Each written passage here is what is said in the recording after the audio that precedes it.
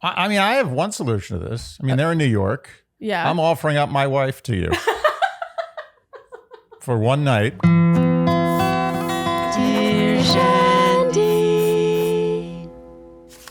Welcome back to Dear Shandy, listeners. Hello, Andy. Hello. How are you today? Looking good. Looking good. Look, you're looking. I like your look. Oh, thank you. Oh, I am also looking good. You're looking good because this is our first Q&A. We're recording the wall. Yeah, the wall. The new wall. Yes, we mentioned this in a recap, but in case anyone listens to Q&As and isn't a recap person, some of them might not know that this wall behind you has been painted. Mm-hmm. We thought Andy looked washed out on white. Do I pop? Do I pop? Pop. Pop. Pop. Pop. Pop is one of those words that sounds like a, what is it? Onomatopoeia? Onomatopoeia, yeah. Yeah. Yeah, that's a pop. Yeah, pop was never made like, oh, it's a derivation of this Latin word. It was just like someone heard the sound. They're like, that's a pop. Okay, so before we get to our lovely Shandy's questions, we have an announcement to make, and we felt that a Q&A was the best place to do this. We have been getting requests for years now. Yeah. This is an actual thing that's been happening, and we're so touched from people wanting to have like a private caller session with us. So they want advice or guidance, life coaching or what have you. Whatever it is. But without being on the podcast. Right. And at first we were like, not really entertaining that because we're like, well, this is a podcast. It's either going to be on the podcast or not. But then we realized that not everyone wants their story shared on a podcast. We totally get that, even anonymous. And they may want that personal touch. Yeah. Oh, totally. The personal touch. So we are going to start opening things up a bit to accommodate those people with a segment we're going to call, well, it's not a segment. It has nothing to do with the podcast, actually, because it will be totally private over Zoom, I guess. Mm-hmm. And you'll have the option to either have both of us or one of us. And we're going to call them Shandy Privates. Obviously. So if this sounds like it would appeal to you, or maybe it would mean something to someone you know, then you can email us at dearshandy@gmail.com and find out more information. Yeah. Okay, but for the others. The masses. Yes, we have some questions to get to, shall we? Let's do it. All right, this first question is... We don't need no education. We don't need no thought control. Anyway, I'm thinking that was The Wall. I had that song in my head. Why? Because of The Wall. Why does The Wall do that? Because that's the name of the song. That song's called The Wall? It is. Oh, wow. I did not know that. Sorry. All right. This first question is from Passenger Princess. Dear Shandy, big fan of you both. I'm in a silly little predicament that I'd love to hear your opinions on.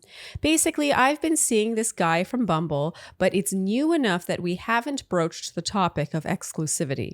We've only been on 2 dates to be precise, meaning both of our Bumble profiles are still active, we're still matched, but we've exchanged numbers. I opened the app this morning to catch up on my other conversations when I noticed that he'd changed his profile picture. Naturally, I investigated further to find that he'd also altered his bio.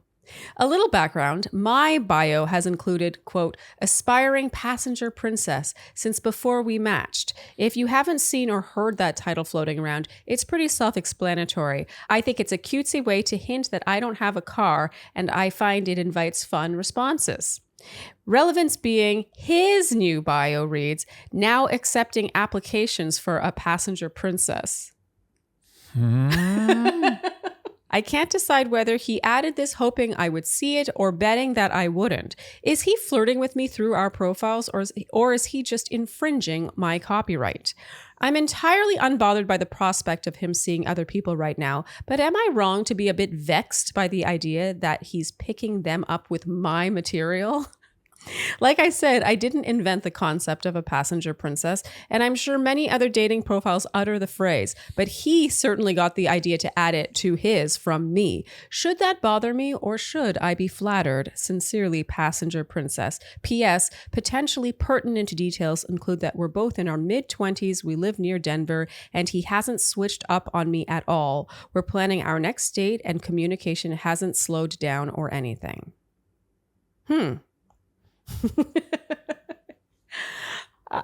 I don't know really. I'm a little speechless. I am too. Like, it's either one or the other.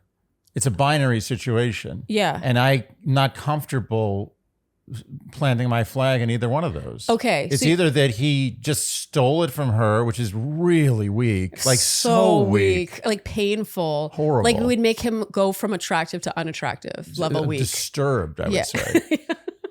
Or he's like playing some coy game with her. Like, it's cute. Yeah, but it would It's be weird, though. So weird. The thing I'm not getting is the now accepting applications for. It's like as though he's still looking for, like, if it were a reference to her having been a passenger princess, I feel like he could have worded it in a way. Well, maybe he has a really weird sense of humor. This is his way of making a joke. I would say the odds of that are about 15 to 20%. Okay. I think it's about 80+% Yeah. that he is just stole it. Really, he sucks. I think he stole it from her. I think he liked how it sounded. He liked it. He stole it, and he's still seeing her. The guy sucks. Oh, is that too harsh? But why? But you know what it is? He doesn't just suck. No, he doesn't. Like, in the whole scheme of sucking, his sucking is on the low end. Okay.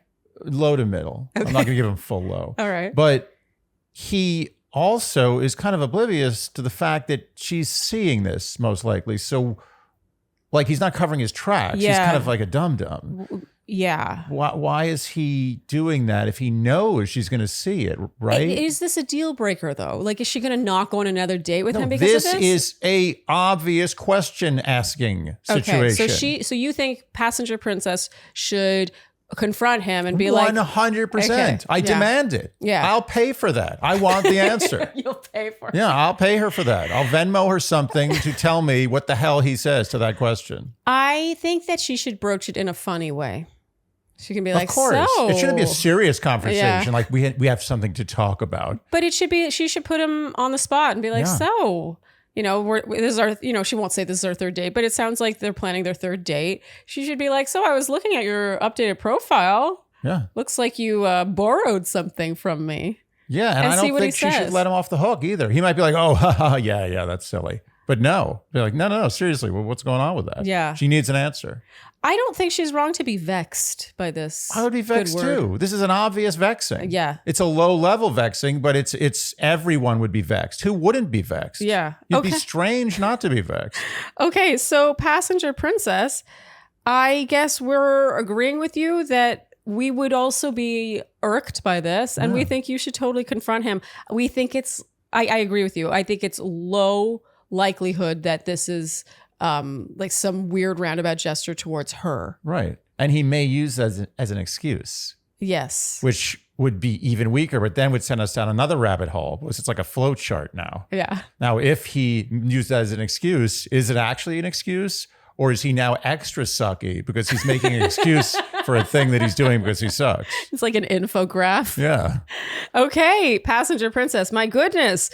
I never thought I'd see the day where we were asked this question. No. And I'm sorry that this has happened to you. It's such a strange, I know it's not a big deal. You know what, This is a first world problem, but it's still. You know what, this is a big deal because I'm gonna expand. I think this is a social problem. I think we're gonna start seeing more of these kind of things where guys just obliviously with great entitlement do things that are incredibly rude and inappropriate to women or vice versa, whatever. Mostly men. No, I'm going to put this on men. Men are the worst, generally speaking. I mean, 55-45, right? Men are a little worse. I agree. Okay. Women have their issues. Women, they are not off the hook. In dating, I think men are so much, straight dating, I think men are so much worse than women. Terrible, especially now. There's no comparison. But especially now. Yeah. Especially. I agree with what you're saying. I feel like this is potentially like, plagiarism of quirky, cute, the little things that make dating kind of bespoke and one of a kind and unique to each person. It's like he's now using that term. And I know she said she didn't invent the term, right? The passenger princess. That makes it even suckier. He's rehashing a used term from her, a girl that he's ostensibly dating. Yeah. You know what? I'm going to take this even another step. I'm going to say that, what are these people, 24? She said they 25 are years in old? their mid-20s. Okay, so let's say 24, 25. Okay. Let's just say, which is young enough to have had AI reports in college. Oh my God. So their brains, and forget about, they don't even need AI. Just the phone and general Googling stuff there was AI before this whole AI revolution. People were plagiarizing way before the real heavy AI plagiarizing came along recently. Yeah. So he's probably been plagiarizing, and he, meaning everyone like in his generation, has been plagiarizing incessantly throughout school. And he doesn't see this as a big deal. He's like, oh, you use something? I can use that too. Who cares? Oh my goodness. We talked about this recently. I've never shared this on the podcast, but I'm taking an online course right now. And it was the first time I've ever needed to write an essay since AI or ChatGPT or whatever the stuff has come around. And just out of curiosity, I typed it in to see how this works. And wouldn't you know it, instantly an entire essay that I would have needed was written for me. Yeah. And I was like, and a decent one too. yeah, it was actually terrifying because I'm signed up for this course. I paid for it with my own money, and it's not required. Like, I'm doing it out of my own interest to expand my horizons. But if I were like a 17-year-old kid in school, or even like a college student, I don't know if I would have the strength to resist that temptation. Are you kidding? If I had this in high school, I Oh would my have God. never done anything on my own. And you know what? There's endless victims with this AI stuff, because you're the victim because you're not learning. Yeah. So now you're stupid. Well, and you think you're getting ahead, really. You're not getting ahead. What you're doing is you're putting yourself in a situation where you're set up to fail. Yes. So you're going to get sometimes like, oh, your grades look excellent, straight A's, Yeah. honor assist class, honor roll. It's been a Summa little cum while. laude, Phi Beta Kappa. I don't know, whatever the honor systems are. I forget. Yeah, I haven't been in school in a while. Thanks. But it doesn't matter. You're good on paper. You're crap in the real world because you don't know anything. You didn't do it yourself. And you know what? You're cheating yourself. You're cheating society. You're cheating the whole world. And that's why this stuff is so dangerous. Yeah. Not because some kid is going to cheat. Like, think about what the cheating means. Yes, what it means, like what they're not doing instead, which is using their brain and Right. like constructing sentences They're and cheating coming up with an arc themselves. and all the things, doing all the research themselves and deciding which research is relevant to use in the essay. Oh my God. Okay. Wow, we're really getting off topic here. I guess our point is that he plagiarized her Plagiarized. Bumble profile. Yeah. And we think it's symbolic. You've totally convinced me, Andy. Good. It is a big deal. It's a big deal. Yes. A small question, big deal. Okay. And she should be super annoyed. And I want you, Passenger Professor Prince. Princess. Yeah. Yeah, that's a lot. I want you to get to the bottom of this. Don't let us down. Yes, we need an update. I have a Hold him accountable. Yes. And we won't judge you if this ends up being your future husband. We won't judge you. I doubt it. I doubt I'll judge it. her. Well, maybe he's just really insecure. That's actually what I'm getting Okay, from well, then it. he has to change. Then I'll reconsider my Work on judgment. himself. Okay, good luck. Keep us posted, please. Q is for the quince shirt I am wearing. U is the one who said it looks nice on me. I is the one who responded, thank you for saying that. And this is not a very good jingle It's okay. to sing for the shirt.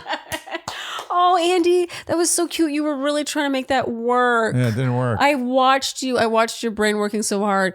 But, you know, the problem with that song is that it's based on love and there's 4 letters and quince is spelled with 6 letters. Yeah, it was a really poor choice. It was doomed from the start. Yeah. But that doesn't mean we don't love us some Quince, the maker of your lovely shirt, the maker of my cashmere cardigan I'm wearing right now, my Mongolian cashmere cardigan, the maker of my convertible handbag that I am obsessed with and I wear all the time. Seriously, Quince is our destination for affordable basics, but you would never guess they're affordable because they look so nice. They feel so good. They're so high quality. It honestly baffles me. I don't know how they do it. Yeah, I don't know how they do it, and I stopped asking questions. I just put it on, and I say, I like this. It feels good. It looks good. People have complimented me on my quince. Well, that shirt, $29.90 for that nice shirt. It doesn't make sense. This handbag, $119.90. Normally for a handbag of this quality, if you had like a little designer name in there, it could be $500, $600 bucks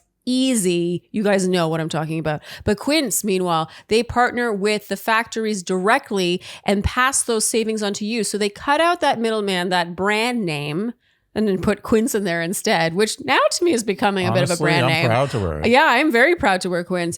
But they cut out that middleman, which is a huge upcharge. So you are paying 50 to 80% less on clothing and accessories and handbags of this quality than you would normally. It's honestly a life hack. Yeah. Their tagline should be Quince. It doesn't make sense. So pack your bags with high quality essentials from Quince. Go to quince.com/DearShandy for free shipping on your order and 365-day returns. That's QUINCE.com/Shandy for free shipping on your order and 365-day returns. That's quince.com/Shandy. All right, this next question is from Lou. Lou is in the guy? Luu. Lou. Huh? This is what she signed it as. Lou. You know, I'll tell you something. A Lou once gave us a 1-star review on iTunes. Are you serious? Yeah, but it was like L with like 20 U's. I remember it was one of our very first 1-star Apple podcast reviews. And I was just, it's a little shocking. Oh my God, it's very upsetting. We were getting a lot of love. And then suddenly someone's like, you suck. I hate you. I hate this. I hate that. And I remember the name. It was like Lou. I mean, this is signed Luu. Should we not answer her question just in case? Oh, well, my answer may be tainted. I have a feeling it's not the same person. I'm sure it is. But interestingly, there was the option, if your question is chosen for a Q&A, would you prefer to remain anonymous? And she wrote no. Dun, dun, dun. Lou, we meet again. Dear Shandy and Ruby. Oh, now she's our She's friend. won us over. Yeah. I absolutely love the podcast and you both. Oh, it's definitely not her. It's definitely not her. Lou. My husband, a Gandhi, showed me your Bachelor recaps and I loved them. I now watch every episode and will even rewatch them. We often talk about you guys like you are our friends. And I will say, so Shandy said, and then discuss what you mentioned in episodes. Oh, now I feel bad. Oh, now I feel This is really cute. Okay. This is not a very serious question. I just wanted something to write to you about. Okay, she has totally won us over. It's well not the played. same person. Apparently, we're reading your question. On to my question. I am currently in graduate school for a doctoral program in the mental health field. I am at a state university in the Southwest, so nothing fancy, but my program is great and is accredited. My friend A got her bachelor's in marketing, and after no luck in the job search, she decided to get a master's in family therapy. Out of curiosity, I looked into the online university she got accepted to. There's a big problem. It is not accredited, and her master's is not even accepted in every state. Accreditation means a national organization reviews your program and it meets specific requirements. Without accreditation, getting licensed is a huge issue, which means you got a master's for nothing because you can't get a job. I don't want to rain on her parade, but I could see this being problematic. So, would I be the asshole if I told her that the university she picked will most likely be bad for her career-wise? I don't know if I would be the bigger asshole to tell her or to say nothing. For reference, we are both in our mid-20s. We are in different states, but both in the West/Southwest states. Love, Lou. But not Lou. Just Lou. Okay, so the overall question is, would I be the asshole if I tell my friend her career plan sucks? That was the title. Huh. This is a tough one. But how did she say how far into this program she is? She didn't really. Well, I'll say this. If she got accepted into a program. Yeah, okay. Sorry. If she just stepped foot in, if she's like a few weeks in. Yeah. Or hopefully less, I would maybe say something. If not, just keep your mouth shut. I mean, if she just got accepted, wouldn't she be starting in September? That's a good point. Maybe she hasn't even started yet. I mean, if she hasn't started yet, okay, this is what I'm going to say. Okay. I don't think it's her place. This is one of those weird situations where you could really help someone, but it's also kind of not your place because she's kind of made her bed. Yes. It's kind of like Monday morning quarterback, and you can't do that. Like, she's already done it. It's the amount of work it would take to reapply and start this whole process over again and waste a whole year because you have to wait till the next maybe a semester, whatever, 6 months. Either way, that's a big pain in the ass. And she's probably going to be annoyed. And she's like, why are you snooping into my affairs? And what do you know? And it may cause problems. Yeah. And honestly, in a way, it kind of should. Well, I also think it matters that Lou is also studying more or less the same thing. Yeah. She's in the mental health field. Right. She's going to school that's accredited. So there's that sense of like, we're doing the same thing, which, you know, on one hand, better. Well, that's what I'm worried it could come off as. And also I'm worried it could come off, and this is just if their friendship is not good. Okay. I want to add that, but I can see some people perceiving that as like condescending. Absolutely. And also the friend, we don't know what her grades are like or what her application was like. Like, it's possible that she just had no other options. And so it's sort of like rubbing her nose in something. Exactly. She had to do this program that's not accredited because she couldn't get into any of the accredited programs. Yeah. And then that opens up a hornet's nest of emotional issues. I will say one time ever, a friend said to me about the Young Artist program I was currently in or had just completed, and she had gotten into a bigger, more famous one. She referred to it once as like, I hear it's a great little program. Ooh. And we ended up talking about it years later. Like, it's something that never left me. That stings. And yeah, it really stung, and it really, I think in some ways affected our friendship for years. And I only regret not saying something in the moment, to be honest. Yeah. But I don't think this is like that. I think that she really does have her friend's best interests at heart. I do too. That's the thing. And it's not like, I would like to think that we live in a world where a friend can tell her friend, hey, just so you know, I know this because I'm in it. Like, I'm in the same business. I'm in the same field. I've done a lot of research on this. I did a little research on your school. I just want to make sure you know that this is the case. Because maybe her friend doesn't know. Maybe she applied to a bunch of schools on a whim and just went where she got accepted. Who knows? Yeah. So I would like to think, like, I want to be the kind of friend who can receive that information. And I want to be the kind of friend who can give that information. And so with that in mind, I want to give the advice to Lou that you should tell your friend in a very gentle, oh, Andy's giving me this face. Oh my God, Andy. I don't know. You don't agree with me? Am I being too idealistic? I agree with you. Yes. In a vacuum, I agree with you. Yeah. But we're in the real world here. Okay. And this is what I would say. I agree with you in a certain scenario, but the friend, Lou, has to suss out, is her friend very sensitive? And you should know that if she's a close friend. Is your friend very sensitive? Is she very defensive? Does she take criticism well? Does she have a low self-esteem? All these things need to be taken into account. And if any of those things are in any large quantity or even medium quantity, I would lay off. But if you think your friend is secure and confident and takes criticism well, then I would say and this is the only way she can do it. She can't say, oh, by the way, I was looking up schools and it looks like your school isn't accredited. It has to be a roundabout way, in my opinion. She's like, do you know anything about accreditations? I've been looking into it with my school and I've noticed there's some places where I'm not 100% sure, like, and bring it up like that. And then she'll be like, oh no, I haven't looked into that. And then you'll be like, oh, you should. It's important. I mean, I don't know. I'm starting to realize at my school, there's a couple places where I couldn't practice and it's kind of stressing me out. You're like weirdly good at this. Yeah, that was a good answer. Why are you so good at bringing up things in a roundabout way? Because I bring up everything in a roundabout way. Oh my God. I'm not confrontational. Do you do that with me? Yeah. Oh, wait. It's like, how many times a week do you bring up something with me in that way? Because that was way too good. Well, no, I'd say once every 2 weeks. Oh. Yeah, on average. That's actually pretty frequent. I'm way more direct than that. Yeah, I'm not that direct. I don't like confrontation. I like to avoid fights, which, by the way, it doesn't make me bad at giving advice. I know that, and I know I'm bad at that, so I'm allowed to not practice what I preach. I know what you're getting at. Okay. All you people. This is very interesting because I always thought I couldn't handle confrontation, but I actually think that I could do what I'm telling Lou to do. I think because I really think it's coming from a good place, and I want to surround myself with the kinds of friends who would do that for me. You wouldn't do it to some of your friends. You're talking a big game here, but there are some of your friends you wouldn't do that with. I know that. Okay, some, but my close friends. Only your most confident, secure, non-sensitive friends. And the friends here's the thing, the friends I love the most are the ones I would do this to. Yeah.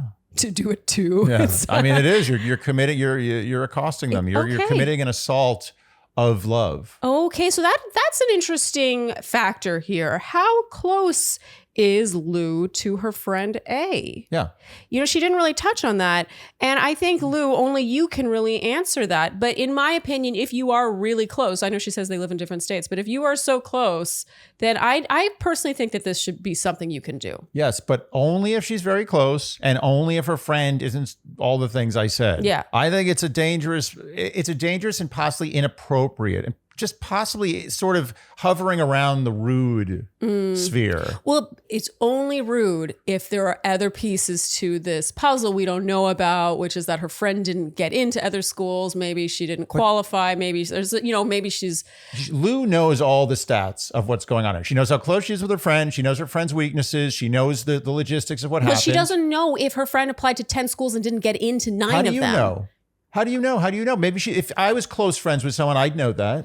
Not necessarily. Maybe A didn't. Maybe A just excitedly told Lou, "Hey, I got into school. I'm so excited. I'm going to study." Well, then blah, blah, blah. What? Then she knows that she doesn't know that, and that's valuable too.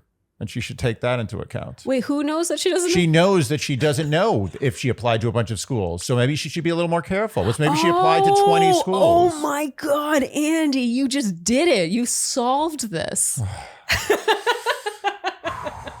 Well, I'd like to thank my producer, Gabby. I just watched you get high on that. Thank you. Yeah, okay. I'm actually high on our air conditioner. We got new air conditioning, and it's for the first time during a recording, I actually feel comfortable. Yeah, in the past, we've actually had hidden like ice packs behind Andy's back. Yeah, so you're getting the full power. Full power, Andy? Yeah, full PA. FPA? I don't think that'll stick. No, I don't think it'll stick. Okay. All right. You're making a very good point here. So let's. Wow, 2 out of 2. You're convincing me, bringing me over to your side. If Lou doesn't know the backstory about which schools A has applied to, and maybe she applied to many, then okay, maybe she's not close enough. Yeah. She doesn't know the full story. And maybe she's underestimating A, thinking that she doesn't know about accreditation. Mm-hmm. That said, I want to live in a world where you have this sort of friendships where you can look out for each other without worrying. She could be helping, or she could be saving years of her life. Do you know how many times I could have helped a friend save years of their life and I didn't? Because it's not my place. Everyone has to learn their lessons. Oh, another point too is it's not like A's asking her. I would fall in the camp of like, if someone asks me, then I'll be really honest. But if they don't ask, are you really going to volunteer? Let me ask you this question. Let's. I like to take things to extremes to understand. That often works, by the way. Yeah, I know. Like you think about something, you're like, well, what in the absolute extreme would I do? Mm-hmm. And then it makes it more clear. How many times has someone been in an obviously terrible relationship that they claim is fine, and you've stepped up and be like, you know what, girl, you got to get out of this relationship. He's bad for you. How many times have you done that? I actually have done it a couple of times. Really? Yes. Seriously? Yeah. When they've been fine with it? Oh, if they're fine with That's it. the thing, though. Oh. That's no. Yeah, if someone's complaining and they're miserable and they come to you crying, of course you tell them to get out of the relationship. I'm talking about someone who's like, you're like, oh, how's Joe? And they're like, hey, it's great. And you know that it's bad. And you know that Joe is terrible. But you don't say anything because she's not complaining about it. Because it's not your place. She has to learn. And what's more damaging for your future than being in a long-term horrible relationship? Anyway. Oh God, you're making a good point. Wow, Andy, you're really like that. AC is really serving AC you is well amazing. today. Oh. I maintain my answer about the closeness and the living in the world where friendships are blah, blah, blah. But I agree with everything you're saying at the same time. So Lou, you can take this conversation for what it's worth and make a decision. I don't think you are the asshole, though. No. If you're looking out for your friend, personally. If that's how it was worded, I don't think she's the asshole. I totally agree. She is not an asshole. I think she's just, you know what she is? She's a little Larry David if she brings this up. It's a little David. I think she could be inadvertently insensitive. Yes. Yes. And now that we're on the topic, if you haven't left us a 5-star review yet, please do so. Okay. All right. This next question is from By Curiosity Might Kill the Cat. I like that. Dear Shandy, I'm a longtime follower from the Pretty Panda days. Ooh, thank you. That is old school. PPD. First time writer inner. I'd like to start off by thanking you for the hours of entertainment you have gifted us with and the thoughtfulness you put into the pod. Oh. Specifically, once a month, I have to drive over 2 hours round trip to see a health specialist, and your show makes the time fly by. Oh. I honestly look forward to the trip with you two as my travel companions. Oh, that's You're nice. a shining example of what I think relationships should be. Easy, yet deep, full of respect, admiration, and laughter. Oh, my goodness. So sweet. You know, I really Thank you. I like the thought of being in people's cars. Me too. Makes me feel I like that. It's a cozy place. I like being in people's cars, or when people share like a story on Instagram of them like eating and watching TV, and we're on the TV. Oh, that's like nice the smart too. TV The on TV YouTube. is great. Yeah. But there's something so intimate and lovely about just being in someone's car. Yeah. It's a one-on-one experience. It's great. Or one on 2 or 3 or 4, depending on how big your car is, how big your family is. And I guess that's a good segue into why I'm writing you. I'm lucky enough to feel that I have all of those traits in my current relationship with my fiance, a 32-year-old man guy we can call Eric. I'm also, she said man guy, by the way. Oh, a man guy? Yeah. I'm also 32 years old, female, and we live in New York in a home we own together. We've been together for about 4 years, and I can honestly say this is the most loving, genuine, and secure relationship I have ever been in, hence why we're planning to get married, haha. Eric is the epitome of a supportive partner, gentle, encouraging, grounded, and generous with his affection, time, and energy. We share a tight-knit group of friends, and we all agree he is essentially a golden retriever person. And yet he manages to maintain this small, rebellious streak that adds a little edge and sexiness that I absolutely need in a partner. It also doesn't hurt that I think he is physically very attractive. He listens without judgment, and we've fostered a strong foundation of communication where I feel we can work through disagreements. We have the best time together doing everything and nothing at all. I see him as a true partner and do everything I can to reciprocate the enormous amount of care he showers me with. I absolutely love the life we have built together. Oh. All right, next question. She said, so I know Andy is wondering, what's the problem? So is even worse than but. Why am I writing into a podcast? Well, not too long before we got together, I started coming to terms with my sexuality and the fact that I'm not totally straight. I have always found women very attractive, but I've never had any serious experiences romantically or sexually with a woman. So I don't actually know what it would be like. What I do know is that I have found myself daydreaming about it a lot more frequently as we get closer to our wedding date, which is scheduled for next January. And I'm feeling both extreme guilt and honestly a bit freaked. I'm terrified that 10 years from now we'll be divorced because I'll realize I was lying to myself and that I'm actually gay and not into men at all, and feel horrible about wasting my partner's time and my own. The gay panic has gotten so bad that recently I've felt like the media has been almost mocking me with songs and movies about ladies discovering their love for other women. Cue Lunch by Billie Eilish. I feel like the universe is calling me out. However, there is no way in hell I want to throw my beautiful relationship to the wind over what at the end of the day is just a fantasy. What if I tried it and didn't even like vaginas? Does anyone watch Jessica Chastain and not want to date her? Wait a minute. This is very specific. Ultimately, my questions are, can you shed light on any fantasies, futures, etc. that could never become reality because you chose a committed partnership with each other? Are there things in your life you really wish you had gotten to try, but the circumstances made it such that it wasn't feasible? How did you accept that and move on? Do you think this is something serious that I need to dig into deeper, like maybe even with a therapist, or possibly just a symptom of mild cold feet and grass is greener syndrome? I appreciate your thoughts on this. Sincerely, by Curiosity Might Kill the Cat. I love her. She's great. She adds in PS here, Eric is aware of my sexuality and curiosity about women. I had changed my app preferences to include both sexes and had the intention of trying things with a lady, but then I met Eric before connecting with any women I was interested in. I let him know where I was with all of that early on when we started dating. He was understanding, but let me know that he's strictly monogamous, so he wouldn't be interested in experimenting with another female partner together. So if that was something I wanted, he wanted me to be happy, but it would mean the end of our time together.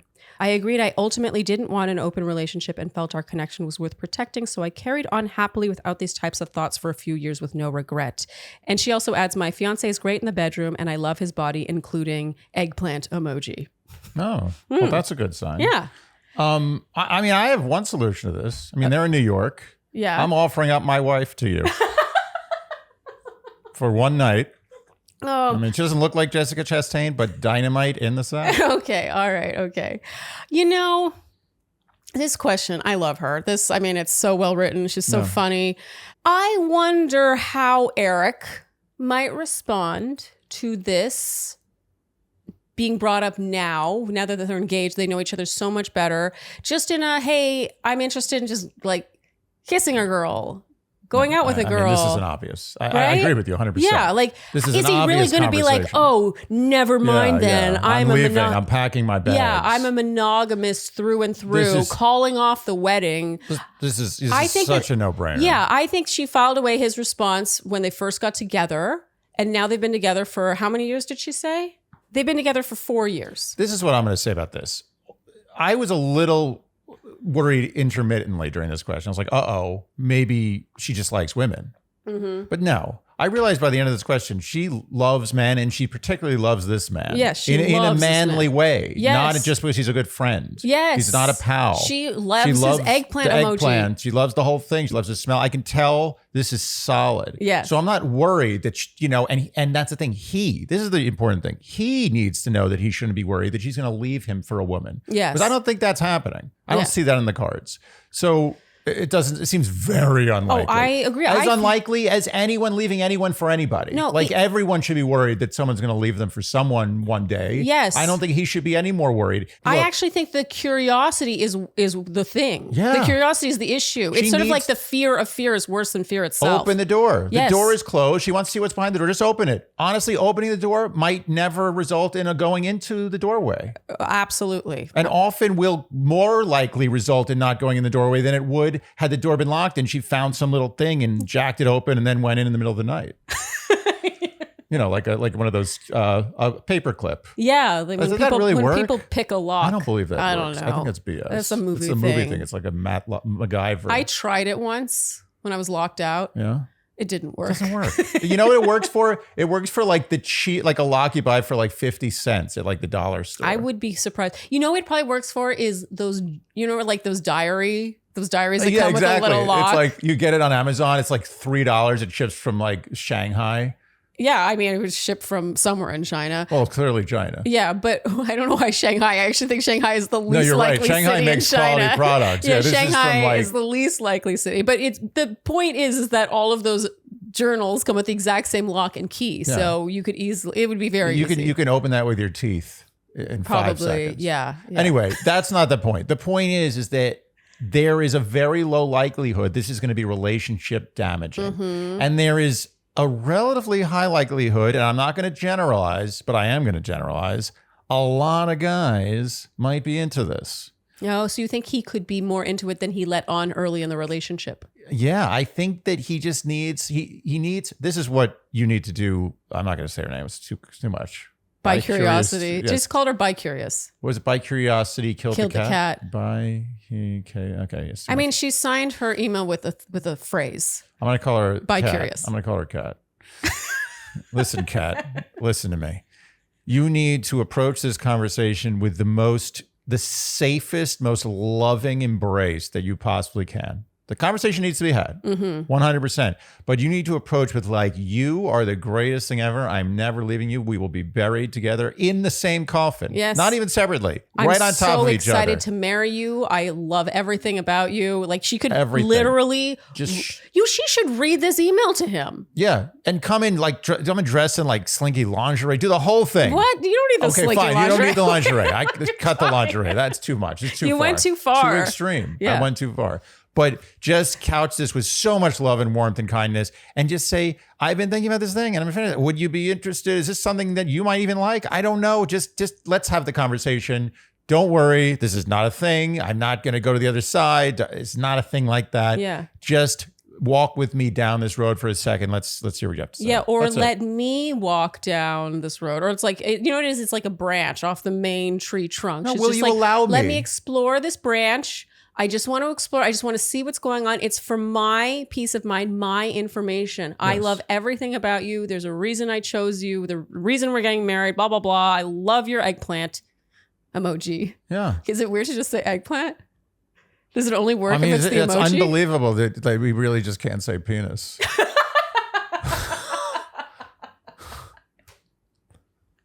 But Okay, she could say, I love your penis. I love all the things. I love your manliness, all that. And I'm excited to marry you as a man and wife. But the curiosity is like, I get what she's going through right now, which is the fear of all the other doors being closed now, right? That's the big scary thing, I think, about getting married or making a big life change. And it's not like getting married. Is it even really a big life change? I think that's maybe something, Kat, that you need to also think about. You've been together for 4 years. You own your home together. You know, you guys are really good. Don't put too much weight on the marriage, on the wedding. Because I'm going to be honest, like, while I love being married to you and honestly, the novelty of calling you my husband for years, like, it really didn't wear off. Oh, that's cute. It's just like a fun thing to be married to it's you. Funny. Yeah, it is funny. Like, I find it hilarious. I feel sometimes so I'll grown be up. like in a situation, like at a car rental, and like you're somewhere else. I'm like, oh, my wife, and I'm like, oh, my wife. I hear you say that, and I'm like, I'm his wife. My wife has the thing. Yeah, it's funny. Yeah, it is anyway. funny. No. But my point. No. Let me finish. But I feel like you might be putting a little too much pressure on what that means and how it means that everything else is shut down. You know, he's going to be the same person married as he is you're dating, hopefully. Yeah. Like, if you don't feel confident in that, then you shouldn't be getting married. And I think that it's really just a sort of a formality, and your relationship will 100% evolve whether you like it or not. Yes. With or without a marriage. Yes. And the marriage is it's nothing. Yeah. It's the relationship. Yeah. So don't feel like suddenly so many dreams and curiosities are coming to a screeching halt because you're getting married. No. And I'm going to say something else. Two things. One is, you really should make him feel like he's a part of this journey. You shouldn't be like, I'm doing this. You stay there and just let me do this. It should be more like, we're doing this. Like, this is for us. If he wants. No. I'm not saying he has to be involved physically. Yeah. I'm saying it's like us. It's like you. It's like I bought you a massage for your birthday and you're going, that's kind of a we thing. You're getting the massage. I'm not even there with you, but it's a we thing. You see what I'm saying? I'm attached in some way financially. Anyway, the point is, that's one thing. The other thing is, I'm going to make an analogy here, and this is important. Is it going to be better than the massage analogy? I thought that was reasonable. It wasn't. That would be like if he arranged the date. If he arranged the date for her. Yeah. Like, he found the girl and the date. Sure. It's not quite the same. It's whatever. Okay, she gets the point. I'm nitpicking. She writes well. She has a brain. She knows what we're talking about. Okay. So my analogy doesn't have to be ironclad, but this one is going to be ironclad. Okay, can't wait. So Charlene, there are some chores you do in the morning that make you feel like you've already accomplished something in your day. Yes. Making your bed, brushing your teeth. Very nice. But there is a new one. And that one is drinking my and your AG1 in the morning. You know, it says something that you still call it new. That means that the novelty has not worn off, because we have been taking AG1 for almost a year. It's like having a puppy. It just never stops. The novelty never wears good. off. Yeah. So AG1, our comprehensive daily nutrition, truly, we take this every single morning. When have we missed? I have missed brushing my teeth and making the bed way more often. I know what you're going to say. I know. Andy doesn't make the bed. Okay. I make the bed. When I say rich. I meant we, whatever. The bed being made, the act of the bed being made has been missed way more times than we've missed AG1. Yeah, I've missed here and there, and I always regret it because I don't feel as energized throughout the day, and I'm not getting my vitamins, minerals, whole food sourced ingredients, my pre and probiotics. Did you know that 70% of your immune system is in the gut? Wow. The gut, your microbiome. And AG1 supports your gut microbiome with all those pre and probiotics. And that's good for you. And it's also good for, the regularity that we keep talking about. That people are probably sick of hearing about, but it is a big part of life. It's a huge part of life. And making decisions is a huge part of life too. And you want to have good gut decisions. So take care of the place that makes decisions. Yes. And how nice to have one decision, always be a good one, which is taking your AG1 in the morning, and not have to make more decisions about that. We all have to make how many thousands of micro decisions every single day. Let's cut it down to one. AG1. So it's easy and oh so satisfying to start your journey with AG1. Try AG1 and get a free 1-year supply of vitamin D3, K2 plus 5 free travel packs with your first purchase when you go to drinkag1.com/dearshandy. That's drinkag1.com/dearshandy. My analogy doesn't have to be ironclad, but this one is going to be ironclad. Okay, can't wait. When I garden, I love all plants. And when a seed falls in one of my plants from a bird or the sky or whatever, and it starts growing, it hurts me to pull it out. And sometimes I'm like, let me just see what this turns into. You know, I just want to see. And then it'll turn into something. I'll be like, you know what, that's kind of nice.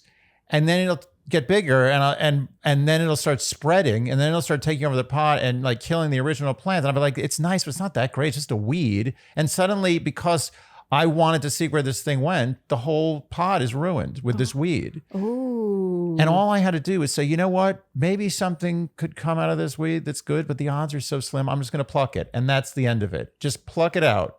It's just one weed. And what she needs to do is it's the opposite. The whole analogy. This is a mirror analogy. It's a very advanced level. I was like, is she exploring it or not? Is she seeing what the weed becomes? This is an advanced level analogy. Okay, it's she can handle it. Exactly inverted. Yeah. So the weed is this thought about the bi-curious experience. People are going to be offended by that, Andy. Why? You're calling bi-curious thoughts a weed. No, only a weed if they are never allowed to breathe. Yes. Never allowed into the open. I know what you mean. The weed is it's a bad and a good thing. The analogy is very, very bad. This is a very bad analogy, but my point is still there. Yes. Is that you can't let this thing take over the whole pot, so it will kill it. You have to pluck it out. And by pluck it out, I mean you have to plant it. It's exactly the opposite. A total mirror analogy. Very high level. You know what? I somehow followed that. That was really good. Thank you. That was really good. I'm going to give you credit. I know you got a little stressed. You were really getting, your breath was quickening towards the end there. I was nervous. But that really works. And I think, Kat, you only live once. You only live once. We've done this before. Actually, we used to do the "we only live once" thing in like the first 2 years of our advice. I feel like we've gotten a little away from the "you only live once." But you do only live once. And even if you live 2, 3, 4 infinity times, you don't know that you're living again. So Yes. it doesn't matter. For all intents and purposes, you live once. That's it. Even if you live again. Huh? If you live again, you don't know that you lived the last time. Totally, so you're living for the first time. Yes. So you don't know. Totally. And when she worries about, I'm worried in 10 years we'll be divorced because I was actually gay and blah, blah, blah. It's like, you know what is a good way to mitigate that happening is to explore it now and figure out if it's even a thing. Yes. It's like, okay, I brought up this is my analogy. It's not a great analogy, but I've said it before. Is it a mirror analogy like mine? No, okay. It's the dress in the window analogy. I've mentioned it before, any longtime listeners, which Kat is, so maybe I shouldn't share it. But you know, when you see a dress in the window and you're like, wow, I want that dress, but it's $500. Like, am I really going to? No, I'm not going to. Wait till it goes on sale. Well, you could do that, and you could take up the bandwidth in your mind, thinking about that dress, waiting for it to go on sale, tracking the price. You go online, you find it. You find it at Nordstrom and at Bloomingdale's and all these spots, and you're like, oh, but it's a better deal on ShopUp. Or you could go inside, try on the $500 dress, and realize it doesn't even look good on you, then you never spend another second thinking about it. You wasted all that time. Yes. You even went to eBay. Yes, which I have done. Yeah. Totally have done. Waited on an auction, like you had to interrupt like a business lunch to go because there's 10 seconds left in your eBay auction. You know, there's a program. It's like, I don't even know if it's affiliated with eBay, but it's another site where you can have it bid for you. Oh, that's great. So it watches the auction. There's something for everything. Right? Everything. Mm-hmm. No one, God forbid, anyone has to do anything anymore for anything. Anyway, the point is this has to be broached, done in a very warm, open, friendly way. I think some exciting things could come out of this. I agree. And I refuse to believe that with that whole paragraph about how wonderful Eric is, he's perfect. He's perfect. He's hot. He's funny. He's a golden retriever. She loves his penis. Yeah. Great penis. He loves her. He's going to marry her. They're engaged. They own a house together. I refuse to believe that she's like, look, this is killing me. I just really want to hook up with a girl and just see what it's like. Yeah. Let me please just explore the side of myself that he's going to be like, well, never mind then. I refuse to believe it. I refuse to believe it too. And if he does, That is your red flag. You know, when you're in perfect harmony with another person, it's amazing the kind of things you can throw in there and not create turbulence. Yes. It's like an ocean. It's a glass ocean. Mm-hmm. What are you going to do? You're going to throw a boulder in that ocean? What's going to happen? It's going to boop, and then that's it. It's the ocean. It's going to make that great sound, that perfect sound. Oh, I was thinking it's like a... Oh, it's like yeah. a perfect, like, oh, right. It's When like it a perfect gets sucked plop. in, Yeah, it's like, it's a plop. It's another onomatopoeia. Yeah. You know, things dropping in water are amazing. You ever seen slow motions of that? Incredible. It's incredible. Yeah. Water's the most amazing thing. Yeah. Water wins everything. You know, water destroys everything. Nothing beats water. Except the sun. Eventually, a sun. That's how badass water is. The only thing that can really beat water is an entire nuclear furnace 500,000 miles wide. Yeah, incredible. Yeah. Wow. Okay. All right. Okay. So we sorted that out. All right, Kat. Hopefully you listen to us because I think there is nothing worse than a curiosity unexplored. Mm-hmm. I think I've said that before. I'm starting to repeat myself, but truly, you only live once. Yeah. Go find a girl to make out and with. Come Charlene on. Is available in case, you're into a bind. All right. This next question is from, I'm going to go with anonymous. All right. She didn't sign, but, better safe than sorry. Hi, Shandy. Hello from North Carolina. Long time listener of the show and huge fan of you both. Thank you for both having ASMR adjacent voices and being such funny and dynamic hosts. Ooh, I always love it when people say that we're ASMR. I like that too. I found that I also find myself ASMR. I never knew it because sometimes I'll listen to our podcast and I'll fall asleep. I don't know if that's a good sign. Is that good?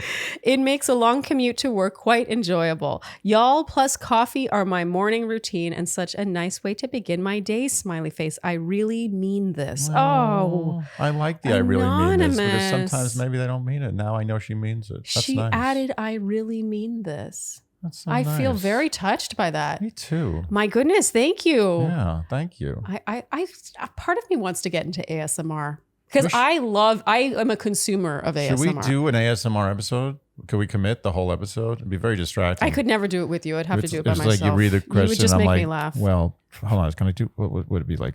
Would it be like just? Can you talk? You talk ASMR? No, you just speak gently. Speak real gently, and you just give advice like this. No, but you're speaking too quickly. You're speaking. That's a big like peeve this. of mine. Is there wetness in it? A lot of wetness, like this. Sometimes, but that's not the kind of ASMR I like. I prefer it when it's spoken gently. What about bubbles? Stop it. People are going to stop listening, Andy. Fart noises? Okay, stop.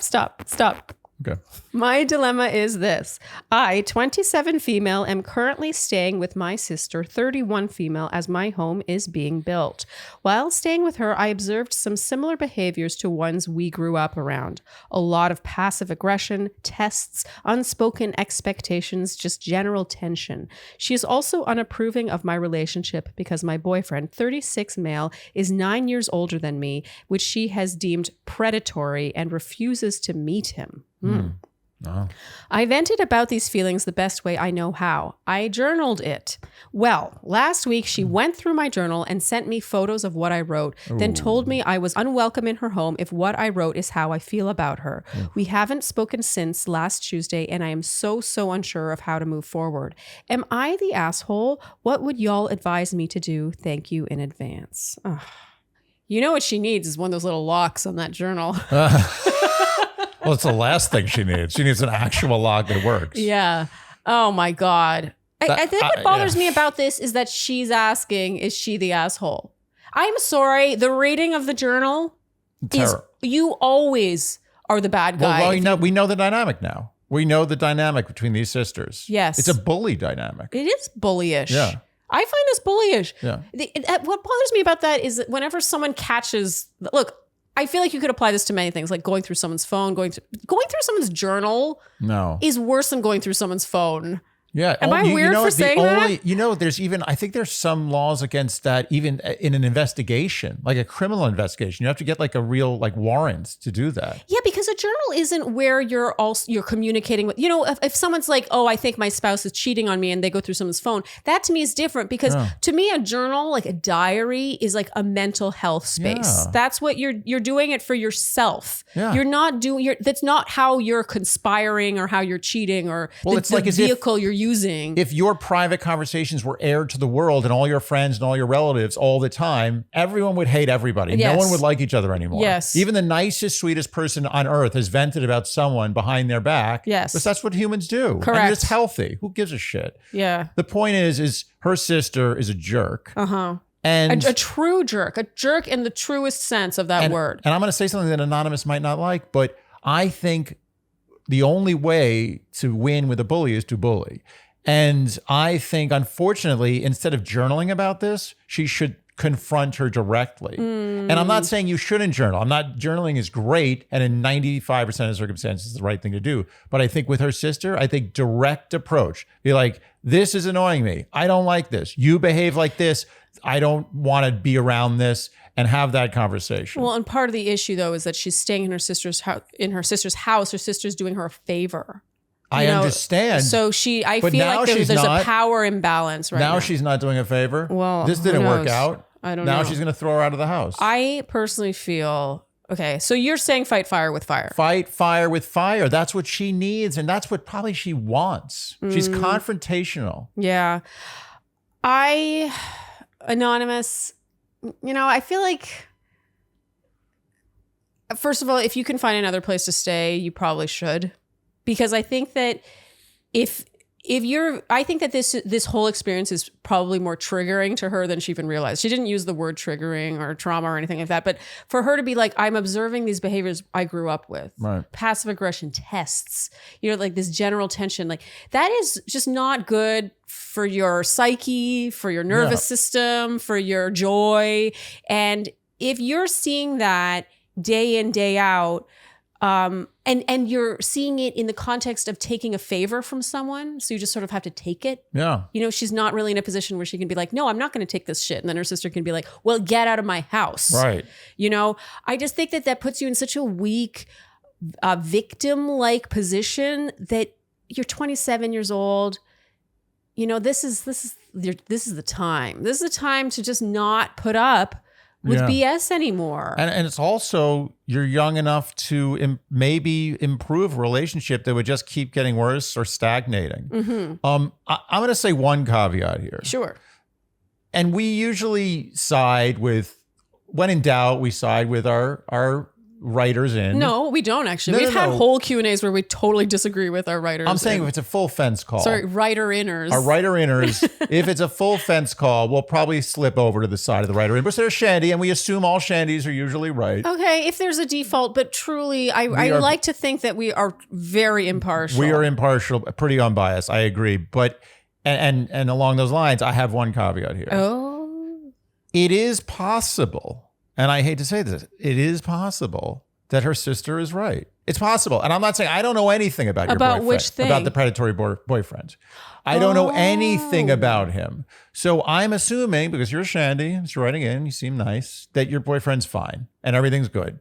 If it were just that isolated thing, I might agree with you. If her sister was a loving sister, but she didn't in give every a lot other of specifics in other ways. No, she did not give and specifics. Oftentimes when someone has an unwarranted beef with someone, they don't give specifics. And I'm not saying your beef is unwarranted. That's not what I'm saying. Mm-hmm. I'm saying you have to be a little even-handed here. And I'm just saying, if your boyfriend is not predatory and you really can recognize that and you have a very nice relationship that she totally misunderstands, she's being a jerk, then even if he is predatory in the way, he's clearly not predatory. There's just no information. How are we supposed to gauge whether or not he's predatory? I just feel like based on context, which is, to me, the sister sounds bitter. Yeah. I wonder if the sister is in a relationship of her own. Well, if it's only about the age difference, then she's a total jerk. Yeah. Just because he's 9 years old or 27, 36, who cares? That's not predatory. That's average these days. Yeah, it's not a big deal. Who cares? So that aside, just as a little caveat there,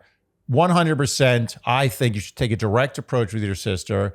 no more journaling. You can journal about her, but say those things to her face, because it sounds like this relationship is frayed and may get worse. Yeah, I feel like Anonymous 27, for me, this big shift in my life really happened around 29, 30, where I started to grow a backbone and speak my mind and stand up for myself and shed the friendships that weren't good for me and that I was just sort of putting up with. And so maybe, I think this is just the start of that chapter for her. At 27, she is still young. And, it's her sister. That's tough. It's not like, okay, well, totally like separate yourself from your sister. But, people have done such things. I don't know if this is at that level, but you're your own person.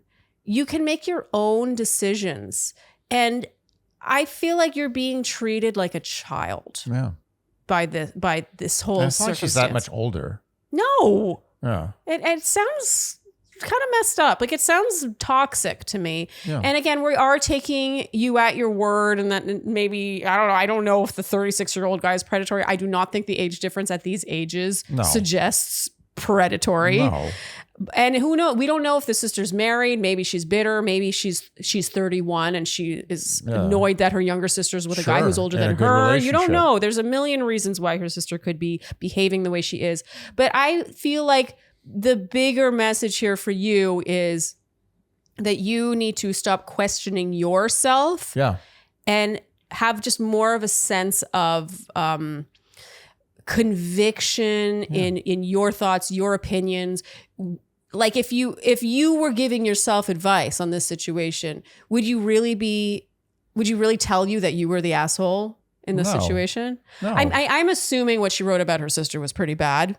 Truthfully, she didn't really go into detail, and it was bad enough that her sister took photos and whatever. If you're venting about someone, it's always bad for them to hear or read that. Yeah, it's always bad. It's true. You could say like the mildest criticism about someone, and to them, it's going to sound. Yeah, like literally, I could overhear two friends of mine talking, and one could say, Andy really talks too much. And that would be like a dagger to my heart. Yes. It'd be just as bad as like, Andy's an absolute piece of shit. I hope he dies. Like, it's same level. Well, that would actually be almost better. Yeah, then I really know where I stood. I just mean, if someone's just like, oh, he's a piece of shit, I hope he dies, that's so extreme. Yeah, it sounds like there's something else at work there. Maybe they really love me. Yeah. And they're passionate about it. Some weird friends. As far as we can tell, based on the information you have provided, even that, I feel like I want her to flesh out more details. I think you should start journaling about how you feel about things. Details. Yeah, details. Because to me, the email, it's just like a microcosm. I mean, her journal may have been super detailed. She's not going to give us... I have a suspicion her journal, as specific as it was probably about how her sister was so mean and what a bitch she was being. Feels. Exactly, how it was making her feel. So I think that's your homework, Anonymous, is to flesh it out. And then the more you flesh out how you feel about situations and about relationships, the more conviction you will have. And then the more you can speak up for yourself and defend yourself and have a backbone. And you know what the best defense... Well, first of all, the best defense against a bully is a bully. And the best defense against someone who's passive aggressive is aggression. Really? Yes, if you're passive aggressive, aggression puts you against the wall to let out the pure aggression side. Oh, okay. Yeah. All right. Okay, Anonymous, good luck. I do think you need it, because I actually think your sister is just a part of this. I think the other part, and the part that's going to be actually more work, is the sort of, like we said, the fleshing out of feelings. Mm-hmm. Yeah. But it'll be so good for you, and right on time at 27. Feelings. Keep going. I don't know that song. No. Oh, okay. Keep going. No, I'm done. I want to hear it. I wanted you to sing the rest. I want to hear Nothing more than feelings. I don't know the rest. Who sings it's like that? A 70s light FM. I think it's Barry Manilow. Oh, yeah. It sounds 70s Barry Manilow. Yeah. All right. Yeah, I'm sure. Yeah. Okay. Yeah. Moving on.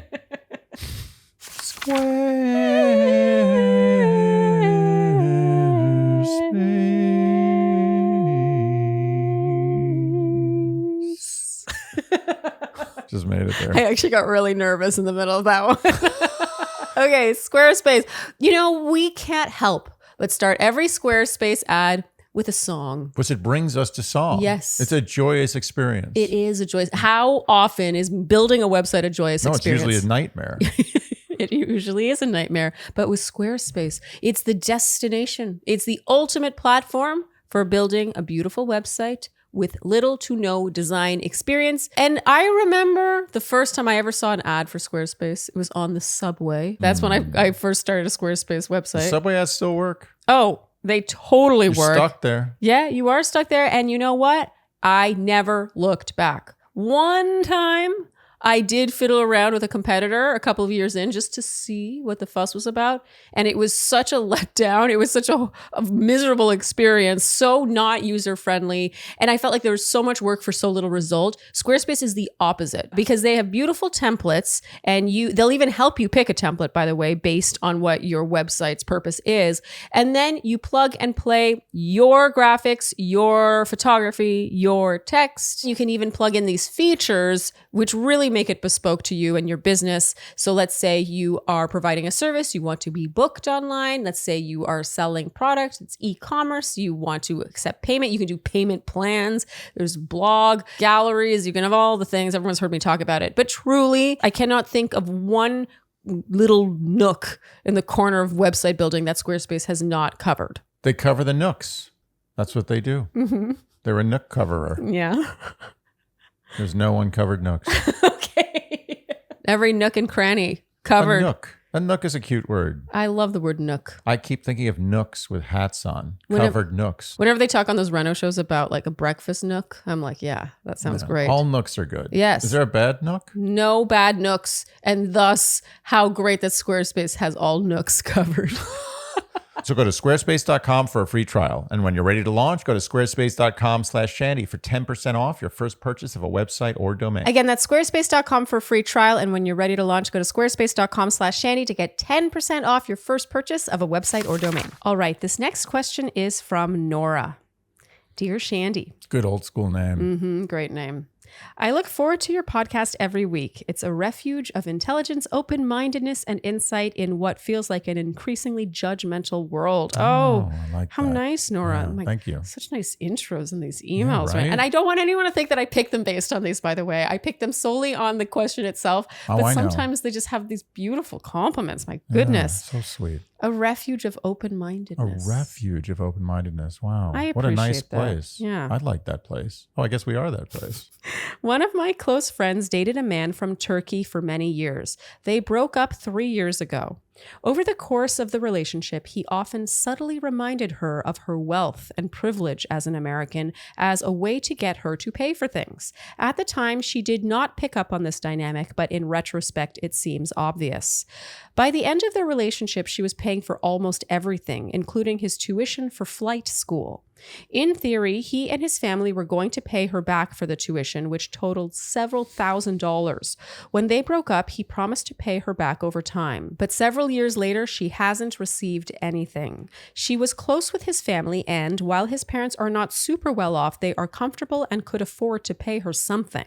When she brings it up, they act like she's a wealthy American who is trying to shake them down. The ex-boyfriend is now working and could afford to pay her something, but chooses not to. She has tried every persuasive tactic she can think of, but nothing works.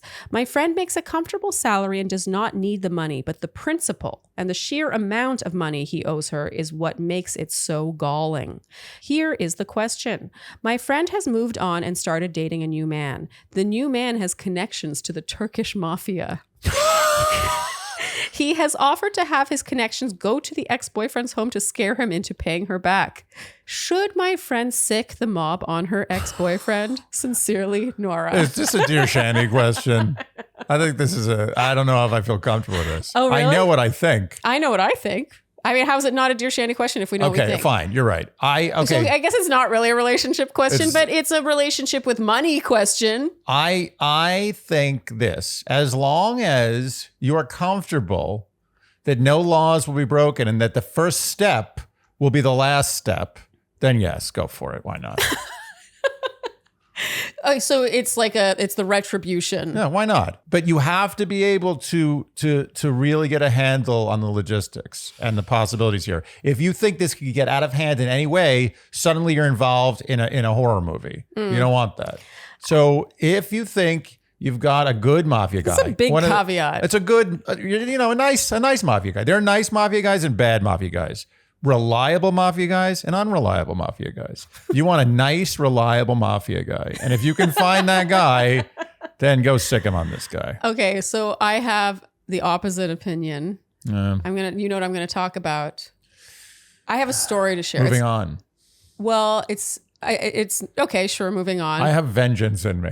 I don't like this guy. Yeah, he's terrible. Like, this person is bad. I'm sorry. Like, quote unquote, borrowing money. Like, I've always had an issue with anyone who looks at someone else's financial situation and feels entitled to anything in their life being given for free because of what that person has. I know what you're going to say. Never lend money to a friend without. Well, that's in hindsight. Like, what good is that? No, never lend a significant amount of money to a friend, assuming you're going to get it back. That is so you that you think that that's where I was going with it. I've learned by experience. Andy has learned this from experience. Don't do it. Yeah. If you want to lend a friend money, give them a very small amount of money that you can part with easily, and maybe you get it back. Maybe you don't. Don't ever remind them of it again. It's over. Don't ever lend a friend a significant amount of money that will affect you in any way financially. That is a bad idea. Okay. No matter how desperate they are. If they are desperate, if they are truly desperate, then give them the money and know that there's a good chance you're not going to get it back, and never ask for it again. Okay, so that's what do you call something baseball? Hindsight baseball? What's that term you use? Hindsight baseball? Oof. What's that term you use? Canadian over here. Monday morning quarterback. Okay, Monday morning. Yeah. Or hindsight baseball. It's interchangeable. I didn't even get the sport right. Yeah, my goodness. This is delightful. Okay, so that is Monday morning quarterback. Very, very nice. What you're saying right now. It's not helpful. Plus, she was in a relationship with this guy. It's not like it was a friend. So I can see how the lines can get blurred when you're together for a long time. Blah, blah, blah. Okay, so on the topic of other people's money, I just want to quickly touch on one time I was doing a singing program, and it was like a summer thing. And my roommate, who was another singer, was talking about another singer in the cast of her opera. And she was talking about how loaded she was. And every day she would come to rehearsal with a different designer handbag. And she said something like half jokingly, but also half not, about like, would it cost her so much to give me one of her handbags? Like, she said it sort of jokingly. And I know she was joking-ish, but in my mind I was like, like, that's, it's just, that's not how the world works. There are charitable people, less charitable, more, whatever, but you can't be in the position to be like, well, you have all that, like, give me some of it. I hate to say it, but people who become wealthy are people who don't just give their money to everybody. Chances are. Often. I mean, certainly in this when country. they become wealthy, they may be, contribute and be patrons of the arts and, charities and stuff like that. But that's different. Yes. Okay. So that was sort of an aside. I don't really know why I mentioned that. It's just sort of stuck with me. That sense of entitlement has always bothered me. Yeah, I agree. But what I'm getting to now is another story about another friend.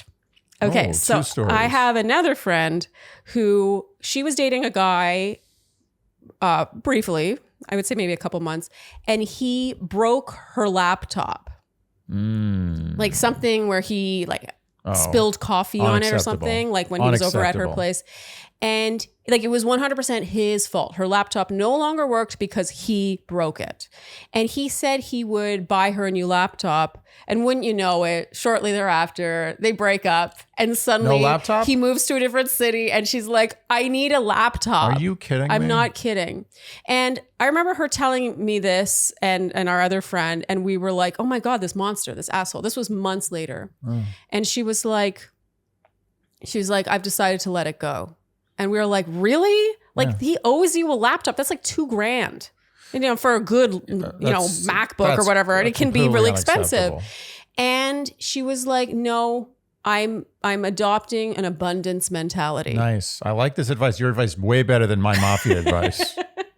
Well, and so that brings up the abundance versus scarcity mentalities and how this can start to infiltrate your life in so many ways.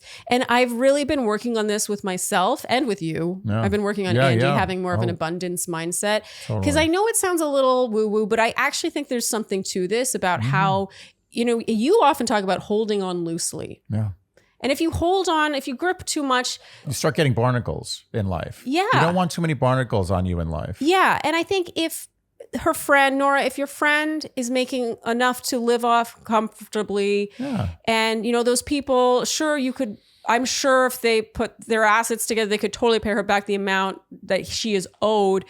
The amount of energy output, this is just taking up bandwidth. She's still thinking about it 3 years later. And I think that she should cut her losses for her mind. Let it go.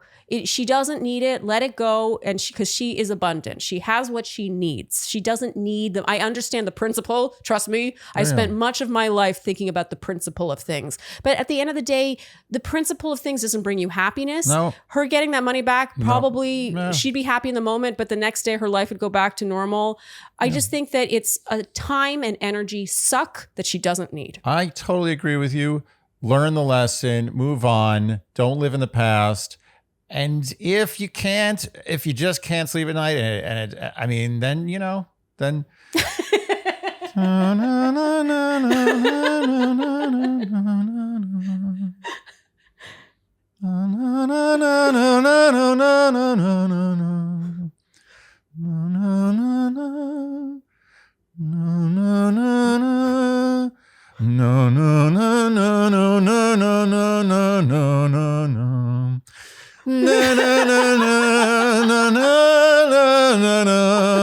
I keep going. That was beautiful, Nina Rota, Andy. Excellent composer. Beautiful. Such good phrasing. Thank you. Thank you. Really had me on my toes there. That was good musicianship just now. Thank you. Okay. Do you think we answered that one? Yeah. Nora? So where she's going to the mafia, right? She can. Nora, you should have your friend listen to this if this is in fact for a friend. No judgment if it isn't. I actually think it is. It's for a friend. But have your friend listen to this if she's still having a hard time deciding. She's still having a hard time deciding. Okay, Andy, that is it for this Q&A. That's it. Q&A 53. 53. 53. 53 is not really a number for anything. No, but it is the first Q&A with a blackberry. Blackberry, wall. very important. Yes, blackberry. If you put black, actual, real black, pure black. They've never, there's no such thing as, we can't manufacture pure black. You can get really close. You get 99.9999 black, but you never can get pure black. Apparently there's a car where they get really close and it's crazy looking. Oh, it's insane. Black there. If you saw you'll see a black, something black. Oh yeah, that's black. And then you see real, lab made black next to it. And you're like, oh my God, that's light gray. Yeah. It's insane. Yeah. Go ahead. Well, I got a lot to say about this. Keep going. Yeah, there's a place. It's the Eridanus supervoid. It's a place where the galaxies just didn't form. They kind of it was just a gap. The galaxies clustered around in sort of a ring, and this big gap was nothing. And it's 500 million light years wide. And to give you an idea of how long that is, that means that if you started flying from one end at the speed of light, it would take you 500 million years to get to the other end of a complete void in space, where in any place in that void, if you look in any direction, you will see literally nothing. Okay, just think about that for a second. Just blackness. Not one star, nothing, pure blackness. And that, my friends, is the only place, I think, in the universe where you will get true black. Anyway, my point is this wall is blackberry. And I think if you put black next to it, it would look blue.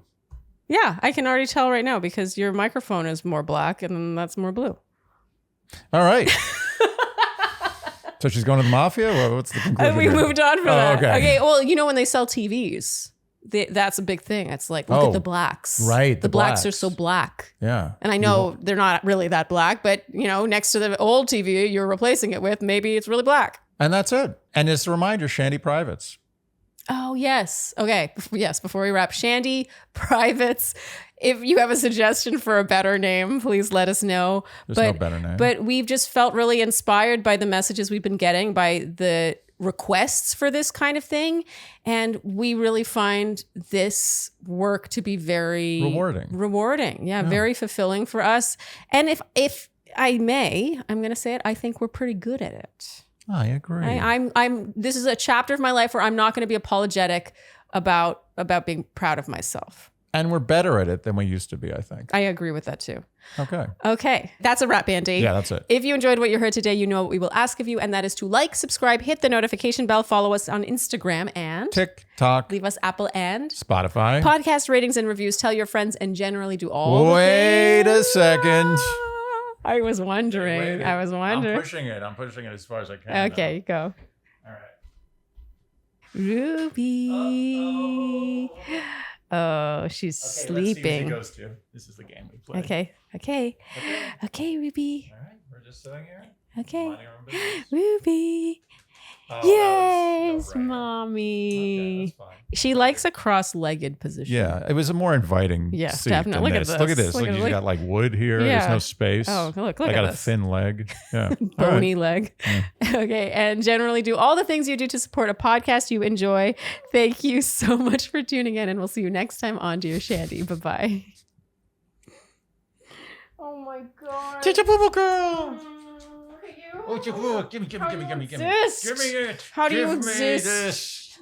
Give me this. Give me this. Give me this little red dog. Dear Shandy.